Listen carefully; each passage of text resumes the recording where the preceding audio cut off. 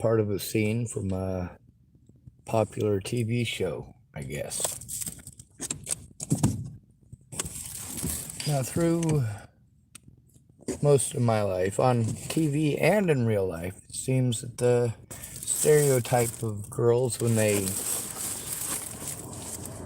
get intimate with a man for the first time.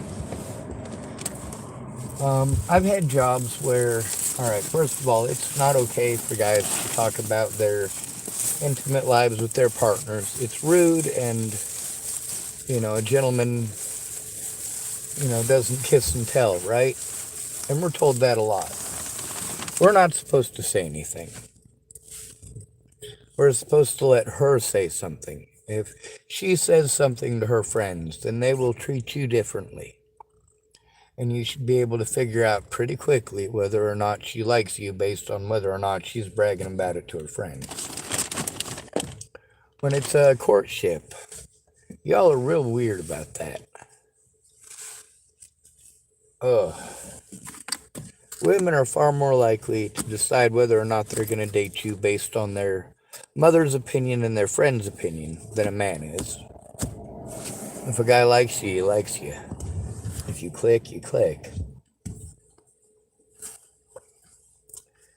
Now, the importance for a guy in the sexual attention department, that's a lot different than the actual want or the supposed need for it. It really was put in perspective for me by somebody. I was told, Sean, do you want to have sex with her? I said, no. He said, why would you ask somebody out that you don't want to have sex with? And that really did put it in perspective for me, at least. All right, well, that right there is the defining factor, I guess. Okay, well, since I'm not interested in that, I just won't ask anyone out. That's probably the smart way to play it. Of course, that don't make any difference. People are going to have their assumptions no matter what. And they're going to project their assumptions onto me as well. I'm one of the few people that I know that would admit to being attracted to a man if he was attracted to a man. I am secure enough with the color pink to say that.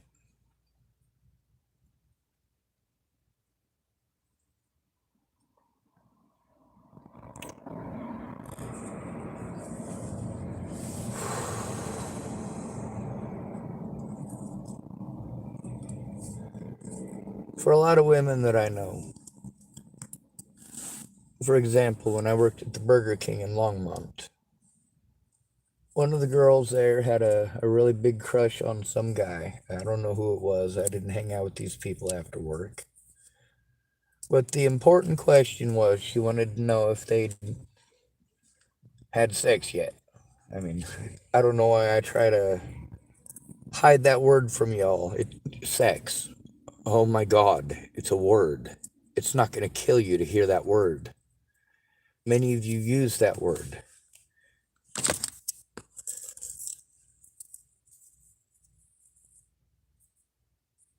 My back is almost decent enough that I can drive again. And depending on my back, that kind of is the deciding factor in whether or not I can use my legs. Let's get to celebration. Burger King. Now, this girl finally sealed the deal, and this is the difference between men and women in many cases. It's because of the way that we're taught. Women are allowed to kiss and tell. They're allowed to go tell their friends or, do the hinting, turn your head a certain way, smile a certain way, and hold your eyes a certain way, and it lets your friend know that you've done certain things. Or insinuating such.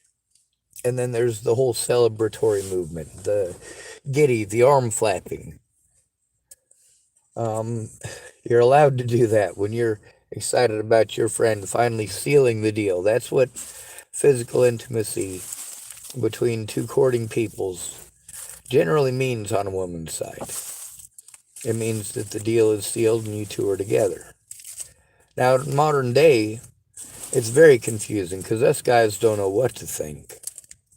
Every woman is allowed to have her own different ideas about intimacy and sex, and men are still held to an ideology that we have long since lost. Many of the men's rights advocates out there, especially female men's rights advocates, tend to be pushing for a old-fashioned stay-at-home, cook and clean and raise the kids kind of mom life anyway. Absolutely not.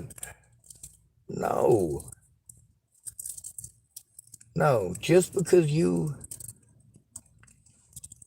fight for men's rights doesn't mean that women should have to go back to the Stone Age or that men should have to go back to the Stone Age. There's a reason that they teach cooking in Boy Scouts. Yes, that's true. They do teach cooking in Boy Scouts. It's because that's a survival skill.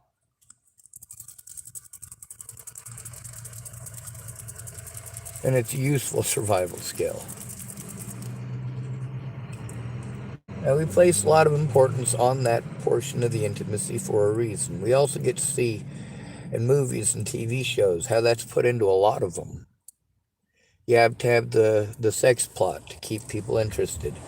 And that's where people get bored a lot of times with me. Like, dude, don't you ever want to, like, go have sex with something? And that's what it equates to. I mean, really, the sex part isn't the important part to a guy.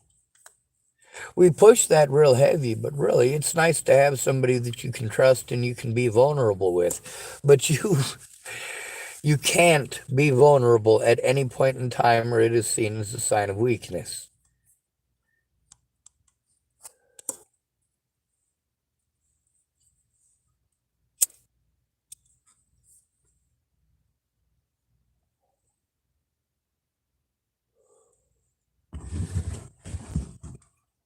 There's one guy I know, he was in a relationship. And of course, he had been molested when he was younger. And he had made the mistake of telling this woman in a relationship. They were married for like 5 years. But he had made the mistake of admitting to her that he had been molested when he was like 9 years old. So they got a divorce. And so she uses that story against him, tries claiming that he was into it and that he enjoyed it, and that wasn't the case.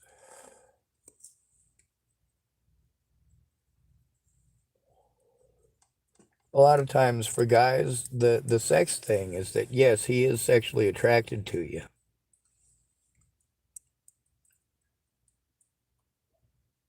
But if he's attracted to you like that, he's going to ask you out old-fashioned like. And he might sound like a complete and total idiot. He probably will not sound confident, and he will not be interested. There's also the guy that women throw themselves at, like $2 hookers. And if you're good looking and one of those guys comes up and talks to you, he'll mac on you a little bit and try to get you to like him.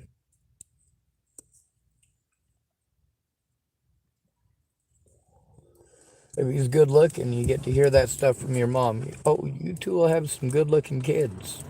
Mother will approve. He's good looking, he's cute. Or he's handsome, or he's well built. Confirmation, just like with a horse. You're shopping for a man. You're literally shopping for men the way that southern plantation owners shopped for slaves.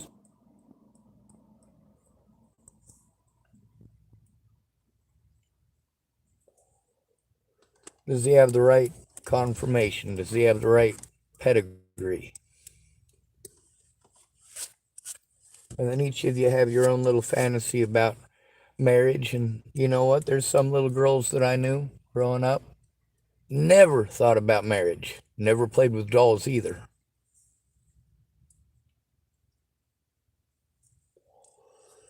Some of them were pissed off that they got dolls for Christmas instead of G.I. Joes.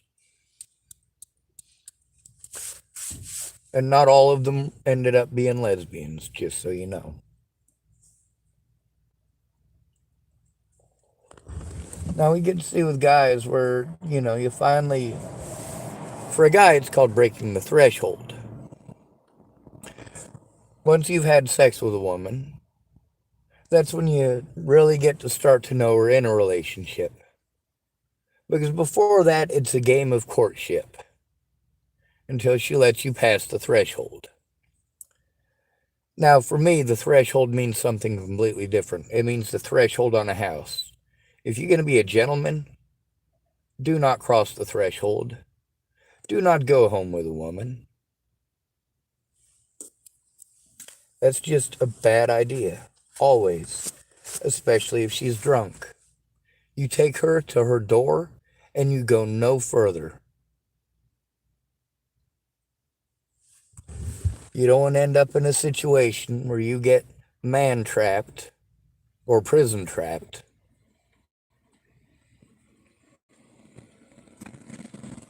You have to learn that just because a woman is drunk and really is asking for it, literally asking for it, you need to understand that as a responsible adult, that is your job at that point as a responsible gentleman to tell her no. The problem is, and this is a very big problem, there are a lot of women out there who have problems and issues with rejection. They have a lot of insecurity issues and also have been taught some very, very twisted manipulation issues. And if you say no, there are any number of things that she can do to make your life a living Hades. So when I say don't cross the threshold, I'm not talking about just sex. I'm talking about at her door. You escort her, let's say there's a woman that you know, and you see three guys that are trying to force her into a Uber, and one of them's the Uber driver, and one of them is trying to get it on with her while they're getting into the Uber. And no, this isn't a happening thing. Yes, you might have to escort her home. You might hold her hair back while she pukes in the bushes. But when you get to her house, you allow her to go in by herself. Crystal Bocomp, when this situation happened between me and her, she had puke hanging off of her face still. And she was pissed off that I didn't kiss her. She thanked me that night for being a gentleman. But then the next time I saw her, she was very angry and very irate. Like she telling herself how beautiful she is, trying to make herself more competitive, more attractive than the other women. And of course, here she was, even when she was sloppy drunk, which a lot of guys will prey on. Well, that's predatory men that are going to prey on you in that situation. When there's a guy who doesn't want to do that and isn't willing to do it with you because you're drunk, that doesn't mean that he doesn't like you as a person. It doesn't mean that you're ugly. It means that's a quick way to get a friggin' rape charge. As a man, you have to say no to a woman that's drunk. But you also have to be afraid of the consequences of saying no, too.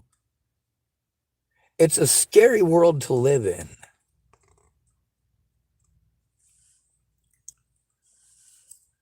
Now I'm told to somebody who's not sexual.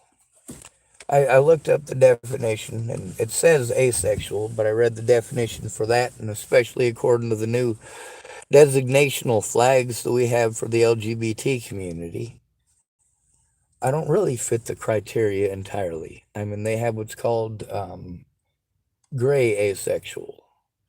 There's two other types, not just asexual where you're not really interested. There's one of them where you're interested only in certain situations. And there's one of them where it depends on the person.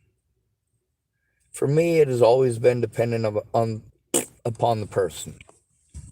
For me, physical intimacy has always been disgusting. It's a gross thing to think about for me. I mean, the way that I grew up with all the most messed up kids who grew up with their parents and their siblings doing the most disgusting things to them. And I'm in group with these kids while they're telling about these things. It's scary. And then people thought that it was okay because they went through that at the hands of their parents or siblings. It was okay to do it to me. And then there were staff members who thought that it was okay to do things like that to me.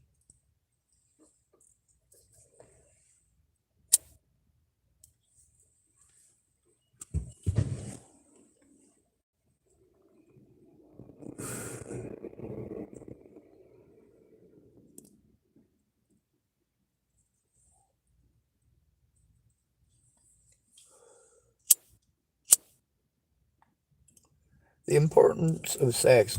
If you've got two guys that are at work and one guy asks the other guy, hey, that girl, Mary, you really like her, right? Yeah, man. Like, why don't you ask her out? And he asks her out and she says yes. And they start going out and they're both pretty shy around each other to begin with. But you also get to see the guy open up as soon as that sexual threshold has been crossed. But it's more of a celebratory, like, yes, now I don't have that anxiety held over me of whether or not she's interested in that, whether or not I'm wasting my time. And that is something that it comes down to. Is this somebody who's going to spend their time with me? Or is it someone who is going to, how do I say this? To find somebody else.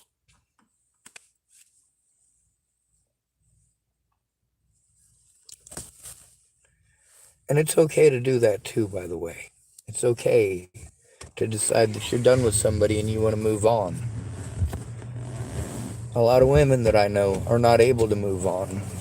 Many of the women that I know talk about how if a man was emotionally cheating on them, how they would go around and have sex with all of his friends and videotape it and send it to him. And a lot of women have told me this.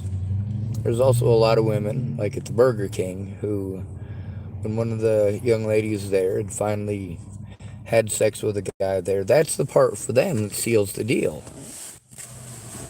Like, oh my God, you finally did it? You finally did it? For a guy, that doesn't seal the deal in most cases. Feminists have already destroyed that. For a guy to get any sort of purity in a woman, or a woman to get any sort of purity in a man, you're more likely to find it in a man. That's what the sexual freedom thing brought about. But then we have a lot of women who are getting special rights that were made for women who were, at the time, the politics made sense. When a woman leaves a man in the 1930s, 1920s, she's got kids, yeah, he should probably take responsibility for her and the kids, at least in part, because according to the society of the day, she was tainted goods. What I have a problem with modern femininity, or feminism, sorry, not modern femininity, modern feminism, as well as many of these men's rights peoples, is that both sides are wanting to go back to a way of living that was, quite frankly, horrible for women. Why would you want to go back to that? The 1950s, that was really the golden age for women. 1960s, feminism started taking over, but there was also a lot of crazy feminism. And you know the difference. The feminism of, hey, we deserve the right to vote, I agree. The feminism of, hey, we deserve to have protection from our assailants, I agree. The idea that men should be automatically considered guilty until proven innocent is absolutely revolting. We talk about how many black men are behind bars in prison right now for domestic violence. Many of those men's crime was pushing away their assailant. Many of these men in their prison pictures from when they were arrested look very different from the way they usually do. Why is it that they look so very different? It's because their heads are puffy from getting hit in the face a whole bunch. Their faces are discolored from being slapped up. And of course, they get them pictures fast enough, it's before the bruising starts. A lot of guys I know were emotionally cheating on a woman. They talked to another woman. Oh my God. You can't do that. But also, see, this is something that women are allowed to control us with as well.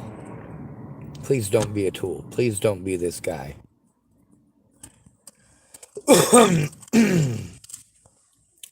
You like Becca.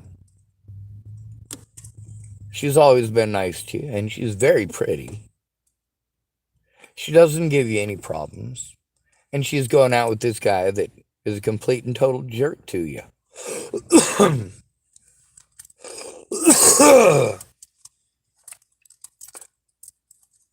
When she breaks up with him and comes over to you and wants to talk to you in full view of that guy, chances are pretty good she's trying to piss him off for some reason, and it's going to end very badly for you, and you need to walk away. She might be coming to you to say that she's going to break up with him, and that might be a good idea for her. But she needs to go to the police. If she's going to talk to you about anything like that, you tell her that you're willing to go to the police with her right then and there. If that's not what she's willing to do, you need to do the smart thing and leave. Get out of there. You don't want that trouble. She's trying to make him jealous, or she just broke up with him. And she's really trying to make him jealous. In either event, chances are pretty good that you're a pawn in some stupid game you don't want to be a part of. When it comes to when she celebrated with her friends the way that they're allowed to, where they get all excited and giddy, and that's one of the things that at Burger King happened that was really weird to me. Just like in the movies, when a girl has sex with a guy, they get all excited, and now the whole world has changed and things are completely different, and they really are, because this is the part where you both get to start knowing each other from a man's point of view. Before that, it's a whole bunch of stupid stuff about sex. Like, really, we're jumping through this game and all these hoops so that we can spend time with you. And then you want to pretend it's always about sex, and you want to make this big elaborate game about the sex, and then you want to have the celebration with your friends when you get the good looking hunky dude and have sex with him. For guys, it's like a cool dude. Sometimes it's like in the movies where it's a high five, but not very often. Most guys just simply don't care. Like, yeah, dude, I don't care about your sex life. I don't want to hear that shit. I'm not getting any. Me and my wife are arguing. We're fighting all the time, and our kids are still in the shitting and puking phase. So, what do you want, dude? All right, so you got laid. Big deal. Go away.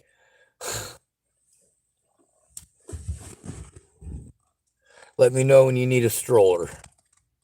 I got 4. You know? But as modern men, we're supposed to live up to a stereotype, right? We're supposed to now try to live up to the stereotype of being a jerk. No, not for most of us. Most of us guys had our fantasy in our head that we were going to find somebody who was just cool to hang out with. We were going to have the same interests, and we were going to have fun. But then it's a constant test. For me, never having a girlfriend and seeing so many of my friends in relationships, I go, oh my God, I couldn't do that. Like when she wants to come up to you and her boyfriend's like that.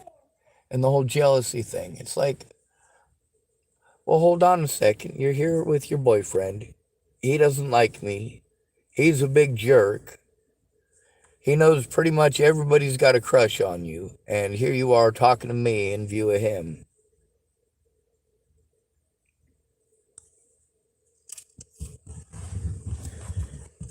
You're trying to emotionally spark him in some way over some argument, and I'll take no part in it. Because as a male, nobody is going to be on my side when something messed up goes on. But then you end up with a couple of your friends that died, and you find out another friend of yours was the one that they told, and he didn't do nothing, or she didn't do nothing. Oh, I knew he was beating on her. I knew he was into beating women, and I knew he was into all that stuff. And she told me what was going on, and she was asking for help. Oh, I wish I would have. I wish I would have. Why didn't you? Why didn't you? I shouldn't have had to expose the stuff with Tim Beeson and Ted Bollinger on YouTube or Facebook. I exposed it on Facebook, but I keep showing it on YouTube.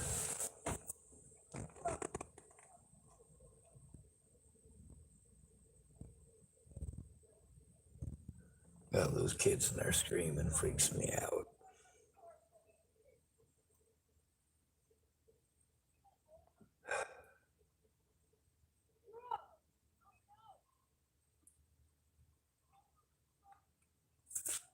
The importance of sex in a relationship. Well, I know a lot of women who complain that men only think about one thing, and then that one thing is the one thing that they go out and specifically present. They're trying to present a sexually desirable mate. Whereas us guys are supposed to be a steadfast and firm potential mate. We're supposed to have no problems. We're the problem solvers. We fix things. This is what men do. You do your flashy dance with your extra long darkened eyelashes and your extra blush. Form-fitting dress that might be a little too tight in some areas so that you can try to present a perfect form. Whatever happened to sweatpants and a friggin' hoodie? I'd much rather that. Can I have a friend that I can just hang out with in sweatpants and a hoodie? Play some video games together?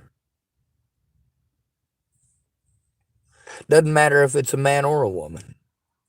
But then, of course, I get it presented onto me and pushed onto me that I must be a predator because I have certain parts that I was born with. I must be a pervert.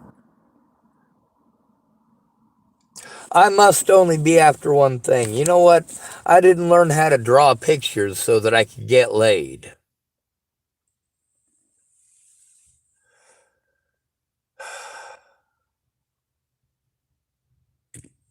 I got into drawing pictures because I didn't have any friends and I didn't like getting beaten up for twitching or having two for flinching. I got into drawing pictures because I told my mom when I moved to Chapel, Nebraska, this is when I first got out of the system. I didn't stay out of the system for very long, by the way. And that, by the way, was over the same issue that my mom had when I was a kid. She wasn't allowed to have us back because of her cocaine habit. Well, I ended up at Pine Ridge Job Corps Center over my mom's cocaine habit. Long story.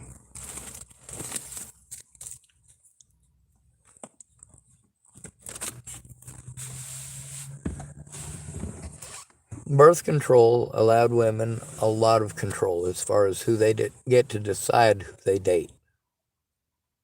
If they made a mistake about the guy, well, it's pretty easy to get rid of him now because you're not stuck with the responsibility of having a kid together. But there's a lot of laws that are pretty demanding. Like, it's kind of expected that you were going to have kids with somebody if you get married. Back in the 1920s and 30s, if your wife didn't get pregnant, that was a valid reason for divorce. If she couldn't bear offspring, that was a valid reason for divorce. And either party could initiate it. But that was also a mark of shame on a woman to have a divorce. far more so than today.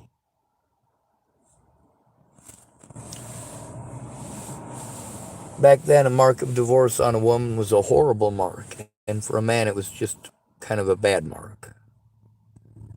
Today, that nearly always is seen as a sign of domestic violence. He must be a domestic violence person because she didn't want him anymore. Well, it could be very much more the case that you no longer met with approval to her and her friends or her mother.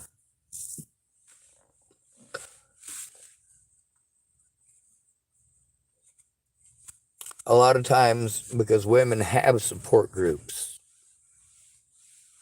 I don't mean a support group at your local church. I mean, for women, sharing a lot of that stuff is a lot more important than it is for us. For guys, we place a lot of importance, especially when we're at work, unless we're young and silly and playing horn dog. You guys know people like that. They work at a hot dog stand and they're going to pretend it's their Willie once in a while.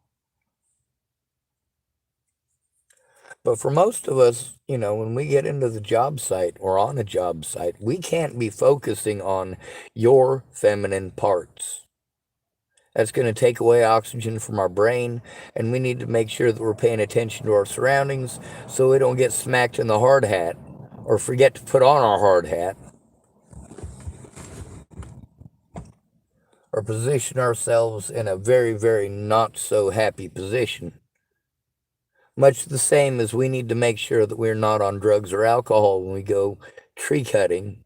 You also need to make sure that you're not worried about all of your home problems and some woman who is expecting you to purchase for her the whole world with your job. And meanwhile, she wants you to do that over the top of paying for the overhead. She's expecting something that could have been done in the 1920s and 30s. Not so fast. It was the 1920s and 30s. Great Depression and all that. Of course, women had to work.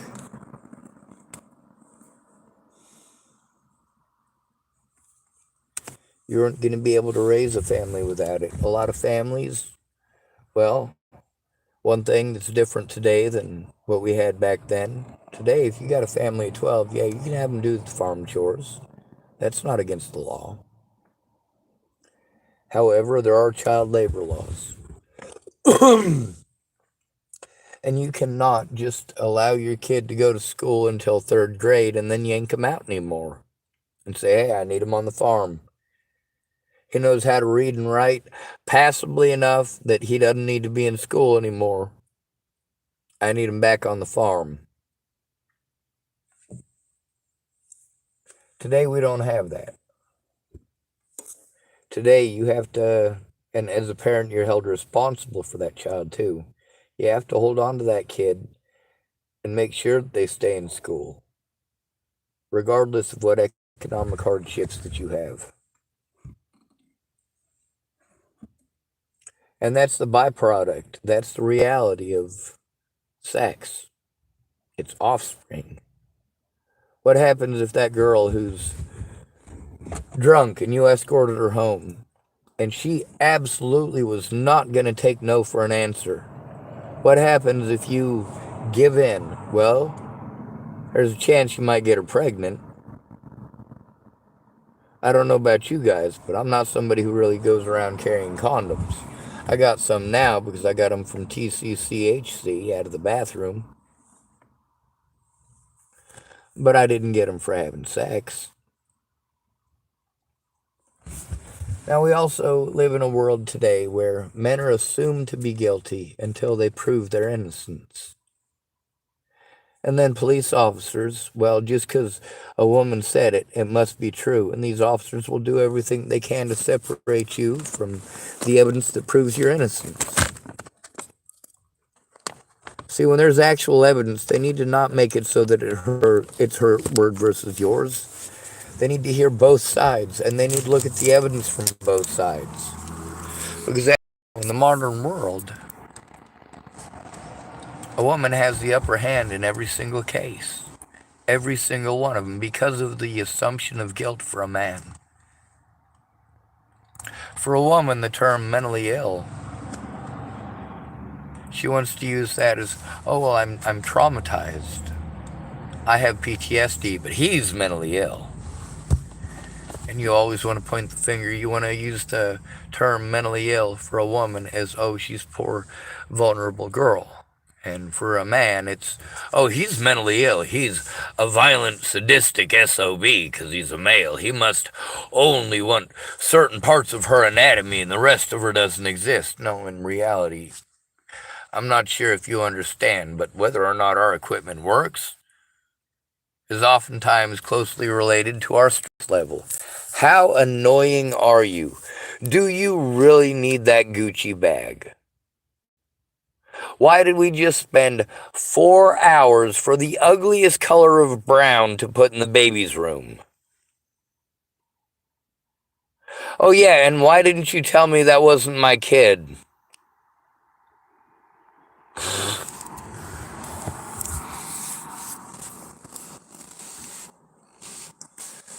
I get to see the importance of, all right, let's say a guy's still a virgin. Sometimes that's an important milestone for a boy, because before then, it's pretty much he's an act of rejection. His entire life, starting when he's 15, becomes an act of rejection. He's going to get used to it. Most guys are rejected multiple times before anybody ever says yes. But there's also the fact that a lot of women are used to getting what they want. If they want something sexual, it's pretty easy for most women to get it, depending on who it is that's escorting them home.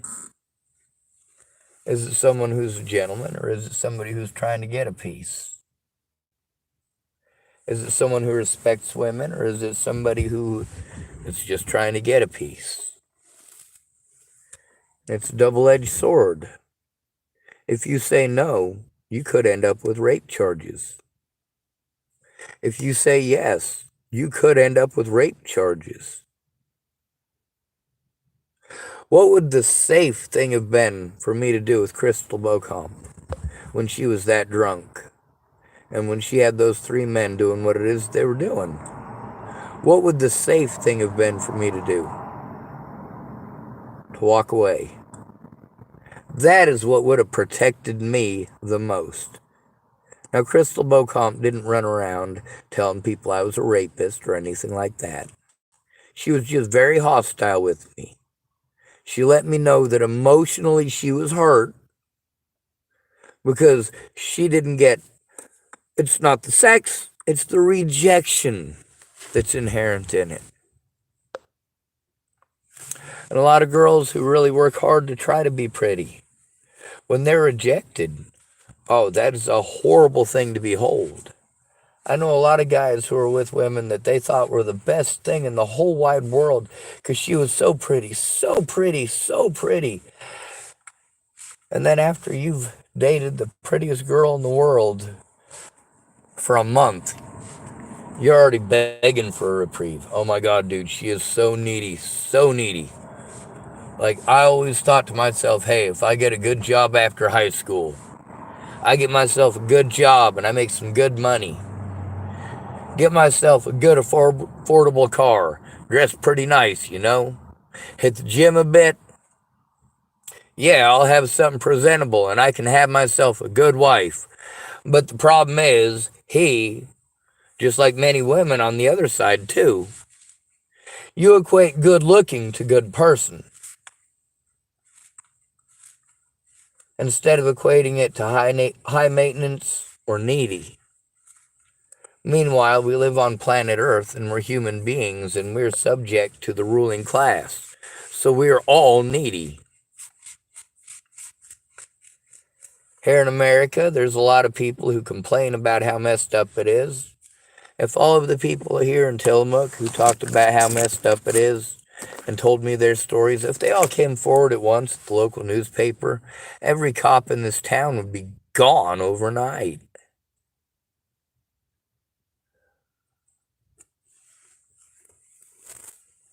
The people at Tillamook would go, oh my God, the cops are really that bad?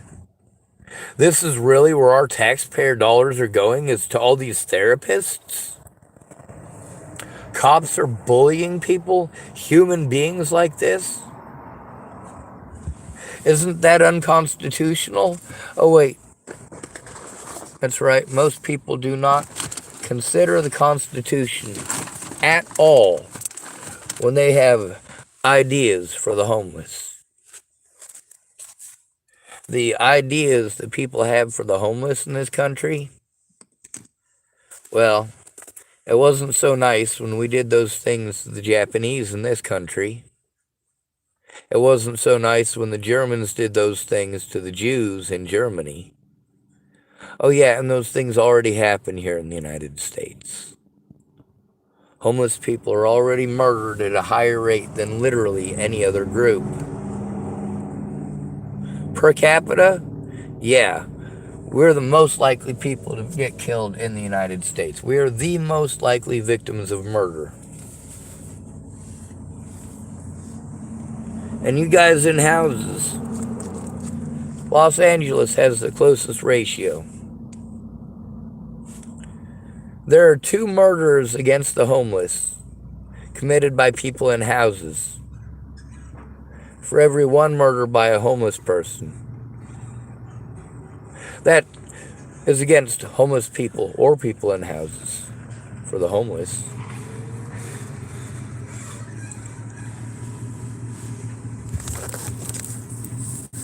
For every 1 murder committed by a homeless, there are 2 murders committed by people in houses against the homeless. That's in Los Angeles. Homeless people are killed often. Their deaths are not investigated.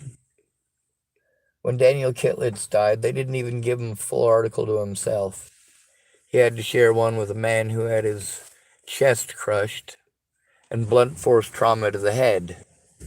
And in that article, even though it said that that man's chest was crushed and he had blunt force trauma to the head, they ruled it a death of natural causes. Natural causes. I don't see how a crushed chest and blunt force trauma to the head is a natural cause. For a lot of women, they try to hold on to that threshold with a man where it's a game. Well, we'll see what a man is willing to do for me. We'll see what he's willing to do for, all of this. But it's not all of this that you're presenting. All of this, as you are presenting it, and the places that you're presenting it, and the manner in which you are presenting it, is not all of this. You have turned yourself into a giant codpiece, or in modern days, a modern cowboy belt. Sorry, the buckle. You're trying to bring attention to a certain thing in a certain way, in a certain manner, for a certain type of attention. And for a lot of us guys, we get suckered into doing some stupid stuff because we think we're doing a woman a favor when she's really just trying to piss somebody off, like her boyfriend. He's not allowed to look in the direction of another woman. It automatically means that her boyfriend is a pervert or her husband is a pervert. But she's allowed to come talk to you. He's not allowed to get jealous because that shows that he's insecure. And if he's insecure, she gets to blame it all on him. That's going to suck for you and for him. And he's going to be very pissed off. And he's not allowed to take it out on girls, just like you're not allowed to take it out on girls. So while you're both getting played, and you're both emotional, and you're also pissed off, you're going after each other and hurting each other. And this hurts all of us, both men and women. It hurts the women out there who are really being victimized in horrible ways. It also hurts the men who are being victimized in horrible ways. When we make it a war of genders and say, oh, a woman wouldn't do this, or a woman wouldn't do that, or a man wouldn't, how about we stop saying that? How about we make it so that every victim has the right to be heard? And if they're disabled and they need a little bit of help with showing the evidence, but they have it in their vehicle, and that vehicle is 20 feet from where you're at, it should not be a problem to be able to assist that person. If you're an able-bodied individual and they're not, it should not be a major issue to help them to get that evidence into the building. If they need to have a computer set up, it should not be a big major issue to try to help them to get a place where you can sit with them and that computer and look at what they're trying to show you. If you do that office work stuff all day long and send those emails all day long, then yeah, you could probably help me if there's an issue. And if you're right there in person, then you can help me with it right there in person. Instead of making it an argument or trying to tell me how to do it when that's not a very effective way of teaching me. There's a reason I invested so much money into paying people to teach me how to do things. Because I'm in a state of crisis. And there's a lot of things that are considered defective. And our defects are considered reasons for throwing us away. So when she's playing head games, right? And you're wondering why it is that she was pretending that she liked you and now she doesn't. You're also wondering why it is that her ex-boyfriend is friggin' stalking you, threatening your life, going, hey, what gives? And then when you get beat up by that ex-boyfriend, you find out she's actually back together with you. What the hell is even going on there? Why have I been going through this? Now for me, I'm a lucky SOB. Because I was never interested in the vagina part of it. If I'm willing to have sex with you, it's an extreme situation where I'm hoping you'll either go away or not hurt somebody. That ain't no good. Just got a glare off my windshield and blind. It's no fun whatsoever. You're having such a beautiful car windshield when I get down here at the parking lot. I'm going to try to panhandle up some money tomorrow so that I can put it in the gas and go up the mountain and get some of my stuff and hopefully come up with the money to pay for my storage at least. Or give up literally everything except for the evidence.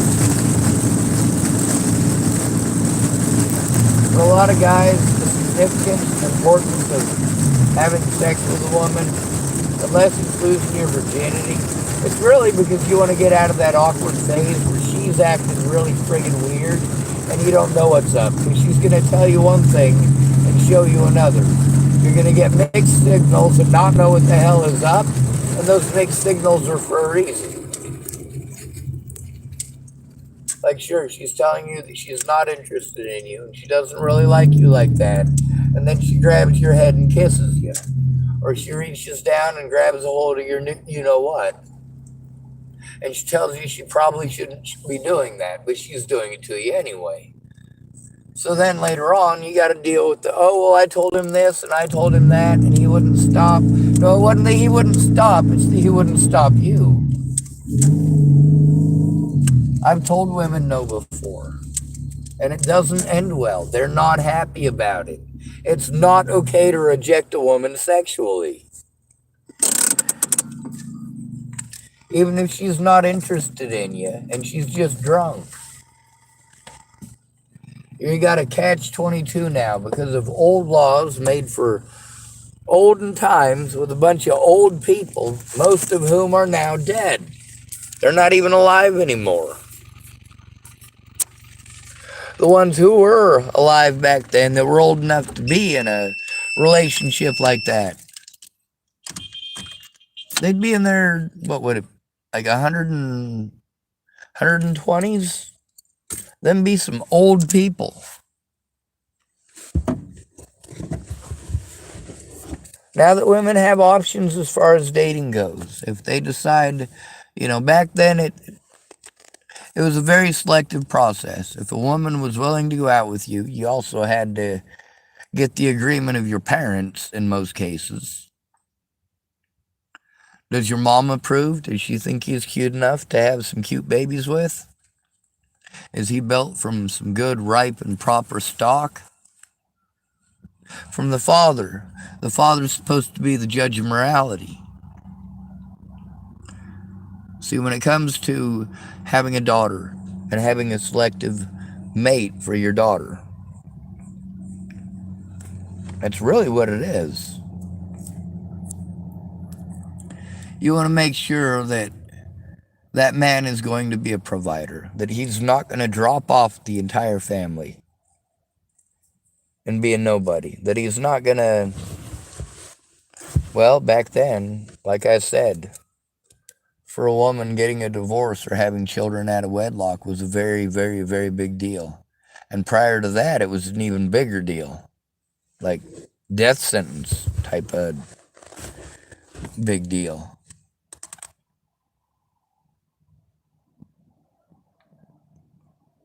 But it's gotten to the point where, for a guy, you're not allowed to be the good guy at all.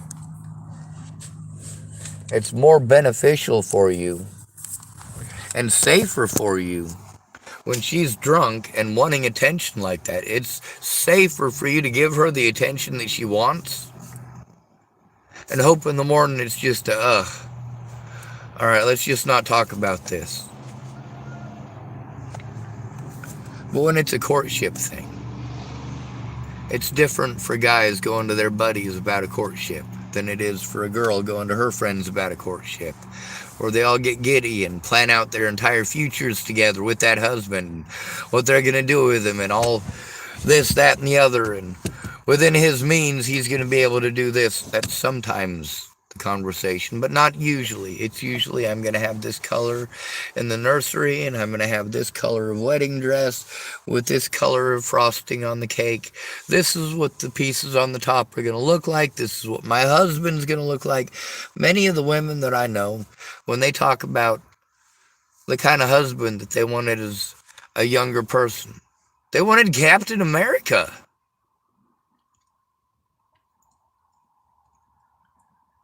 They wanted him to stand for truth and justice and be good looking and bulletproof.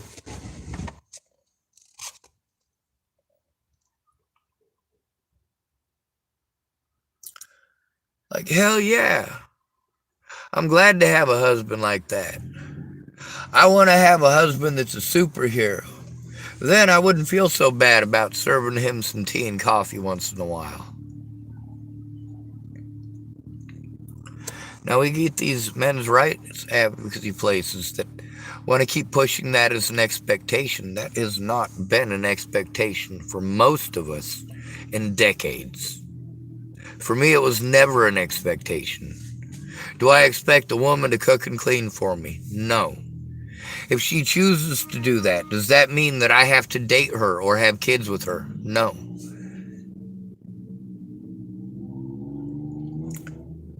For a guy, it's weird being in modern dating. Back before birth control, if you got pregnant and you were with a guy,